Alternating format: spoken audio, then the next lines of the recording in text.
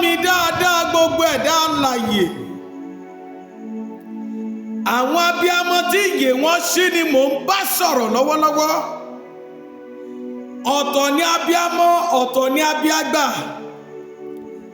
Abiyamọ tòótọ́ ni mò ń bá sọ̀rọ̀ tó lè sàmí o.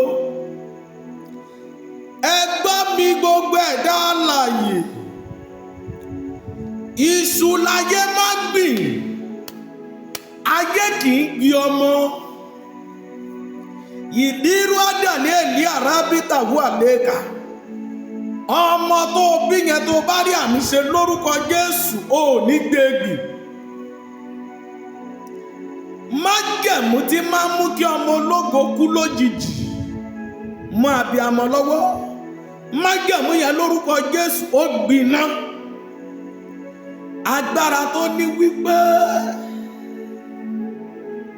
kó gbé ọmọ rẹ̀ gbìn bí iṣu. Agbára tó sọ wípé òun fẹ́ gbẹ̀mí ọmọ rẹ̀ lójijì. Agbára tó sọ pé òun fẹ́ fi pósí ta ọlọ́rẹ. Bó bá rí àmì pẹ̀lú ìjà mẹ́ta sí, á dá ibi yẹn padà sórí ọ̀tá.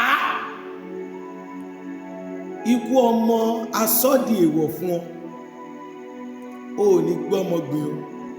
Ayé ò ní fi kú ọmọ rẹ ránṣẹ́ sí ọ. Ẹrù tábíamọ kì í túwò. Lórúkọ Jésù ayé ò ní gbé ká mọ́lé. Sàmílá méje kò sì ṣí ẹ̀rẹ̀. Àdúrà rẹ ti gbà.